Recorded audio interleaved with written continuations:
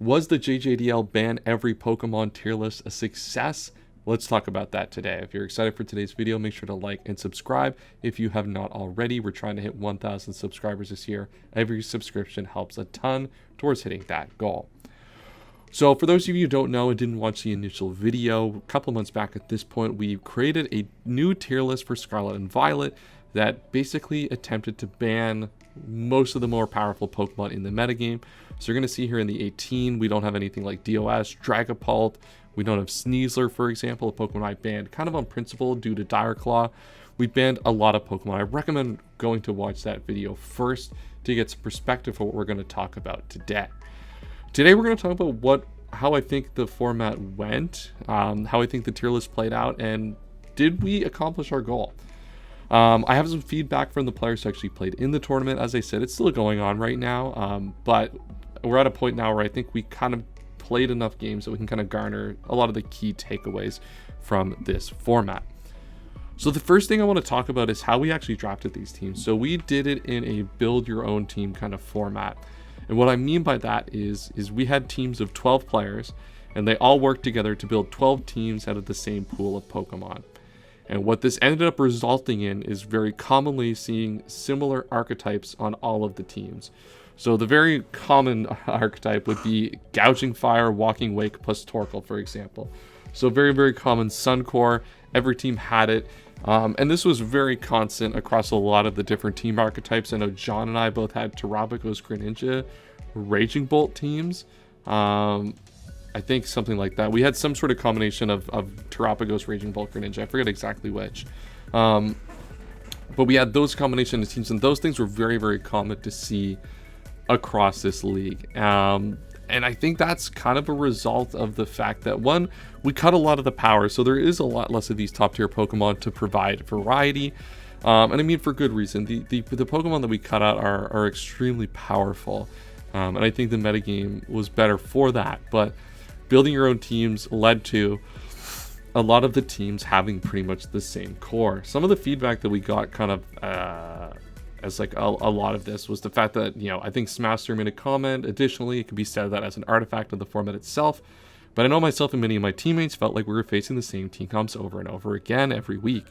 I do believe that the limitation of the board somewhat led to this phenomenon because an even more limited version of the already limited Paldea decks are only a set number of viable team comps or cores and mons, basically.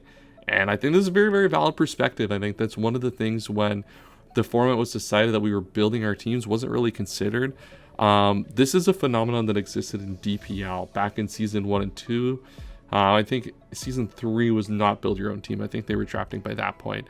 But DPL kind of ran into a similar thing where I think Blunder coined it best in that it was essentially OU with a grand ball. It was how it was referred to, in that basically building your own teams list leads you to building OU teams with certain things to make the points work. And that's kind of how it felt in cases here where we had a lot of the same teams just run the same archetypes every week, and it led to kind of some boring prep, honestly, for the most part. So I think that was a really big limiting factor in this tournament, in this decks. The cores just were pretty basic for the most part across all of the teams. There wasn't a much variety to play against week over week. One of the other problems with doing this, Central really called this out, the lack of top end mons I think made it difficult for people. A lot of people trying to load up on middling mons to fill the void. But this was a very, very first come, first serve basis kind of situation. And that's one of the difficulties if you're trying to run an environment where you're building your own team within a set team of players, and you all share a pool. Really, really hard to actually allocate these resources fairly and efficiently. And that's why the drafting process is so powerful, is that it's a great way to actually allocate these resources. Allocating the resources in this way leads to these first come, first serve situations where players build teams and then have to kind of sacrifice components of them, and it kind of creates for awkward tension amongst teams, and kind of creates scenarios where you just kind of are incentivized to allocate your resources optimally to create these very, very similar cores that we've been talking about. So that's kind of the first main theme of the tier list. Is I don't think it works for this kind of format where, because you have less power, the cores are going to be much more defined in a metagame like this. Now, that's not to say this wouldn't work necessarily in a drafting metagame, and the next time we do this, we'll probably try to draft it with groups of 12 to 16 players and see how that works. I expect that to work a lot better. We'll obviously allow a few more Pokemon to account for this. I think Urshifu Rapid Strike would be a perfect example of a Pokemon that can come back. Speed Boost Blaziken probably could come back as well. I think my opinion has changed on that Pokemon, a lot over the last couple of months. So I think that would be fine to bring back in as well. So that would give you 2 more powerful options in this dex. And then with drafting, it kind of removes a lot of the pressure points to build the most optimal core and allows the natural ebb and flow of a draft to kind of take over, and players draft different cores and not necessarily the most optimal, because when you're drafting amongst a team, it's kind of that ends up being that situation. You build with what's optimal, and then when you're drafting, you have the ability to kind of step outside a little bit and draft with more self-interest, because you don't have to optimize for your other teammates' drafts in the drafting portion. So the next thing we really want to cover on is kind of the pricing of the middle part of the board. So Clive makes a really interesting point here, in that a lot of the middle end Pokemon were hella overpriced. So it felt like there wasn't enough variety because it was disproportionately suboptimal to go for certain Pokemon, even relative to other leagues. And I think that's one thing I didn't spend a lot of time looking at on this board, was how to optimize the price points of the Pokemon on the board here, unfortunately. If I look at the rules, I think we had 115 points. I think we could have had less points. I think 110 is a pretty good sweet spot at this point in terms of like drafting. And I think we could have done a lot more to like actually comb through this tier list. We used the JJDL Season 3 tier list, which also was priced to account for Tera, which is one thing that I did not account for very, very much in this, and probably should have done a lot better job of doing so. So I think like King Gambit was priced maybe over, maybe a little bit unfairly, I think, in this. Where did King Gambit go? Oh, King Gambit's in 15. So like King Gambit in 15, I mean, kind of makes sense. But like this could have been lower, for example, because of no Tera. A lot of things could have been accounted for in this board at the lower and mid tier points that we just didn't put as much focus or effort in on, and probably should have. I think that the main decision points I made were like really lowering the weather setters. Like Ninetales I moved to 10 points.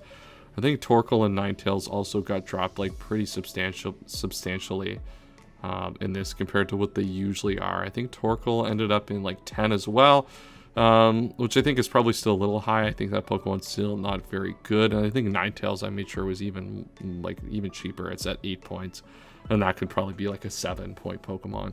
A lot of work I think here could have been done to bring the general points of the Pokemon down just a little bit and maybe go to 110.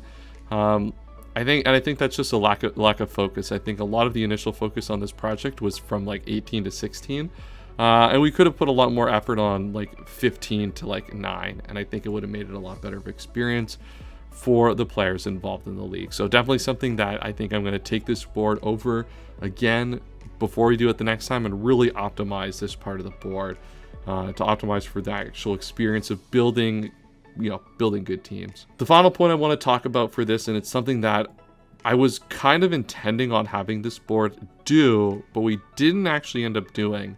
The real idea and the genesis of this kind of idea is the fact that early Scarlet and Violet metagames allowed it so you had like a single Tera captain, but everything on the board could Tera, and bans were kind of made with that in mind. And that's kind of where this initial idea came from. It's like, Tera bans, are they overly weird and complex? Do they add something to the metagame? Is it better to just ban all the Pokemon that are broken with Tera and just allow everything to Tera? Is that a more cleaner way to do it? I think we've really changed kind of coming from that. The Tera attack system has been something that has done very, very well, and I think is something that I would definitely implement on the next version of this board. I think the lack of Tera, I think Tera, the more I play with it, I think Tera has gotten a lot of a bad rap as a mechanic early on, because I think a lot of people look at it as a way to really enable offense in a way that's unhealthy.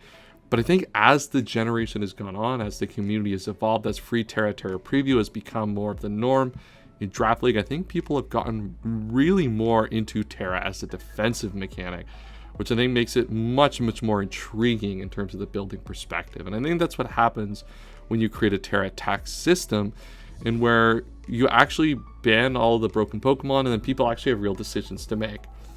Now, that's not to say there aren't broken Tera Pokemon like Ogerpon Wellspring, would be Tera Loud, but that would probably be near the top of the list. Tera Zarude is one that has really taken a lot of popularity recently. I think OG Albina and King05 in their podcast this week are actually going to be talking about that Pokemon as a Tera captain.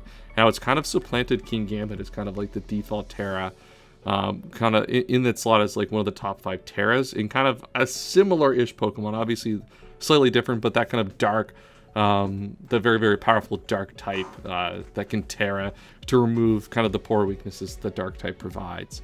But I think Tera would be a big improvement to the quality of this board, because it would turn a lot of these Pokemon into Pokemon that more match into this 18, 17, 16 point tier, and actually, you know, bring back a little bit of the power lost on this board, which I think is a good thing. But I think you can have more healthy threats like Garchomp, Great Tusk, Iron Bundle, Tornadus, very, very healthy threats to have in a metagame. You add Tera allowed on something like, what are we looking at here?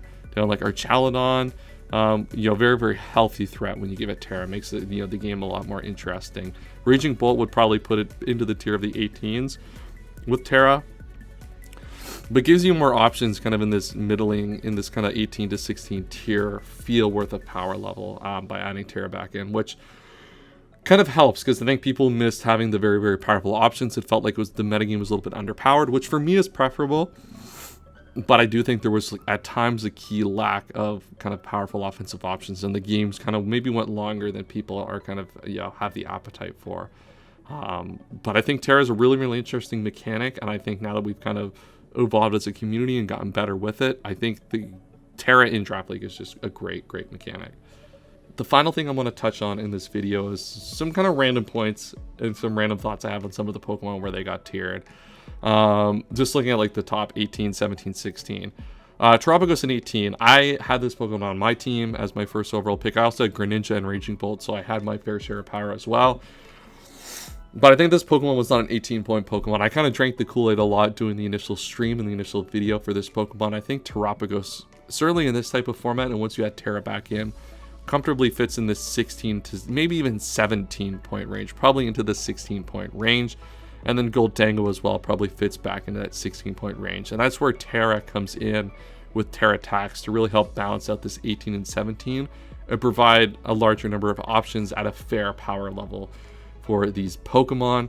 And that, like, these Pokemon priced at these higher tiers just weren't really equal with what was in there. And I think that kind of speaks to why Tera, allowing stuff like Tera Ogerpon, Tera Raging Bolt, they're fair threats, but they give you something along the same lines as the Great Tusk, the Garchomps, and the Torns of the world.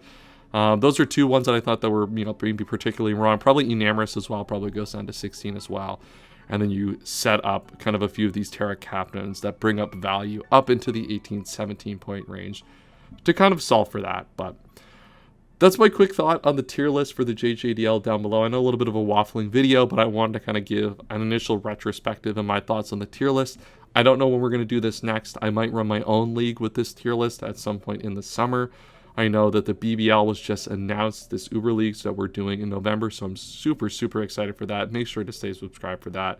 There's going to be a lot of great videos coming up for that. But I want to just waffle a bit, talk about the tier list, provide those who are in the league maybe a little bit of my thoughts. I think kind of in conclusion, I think building teams is just not a great way to do Draft League, and I think that this board is definitely not the board to do that with. There was just not enough options to create a diversity of different teams. Players just kind of made the same cores across all the different teams.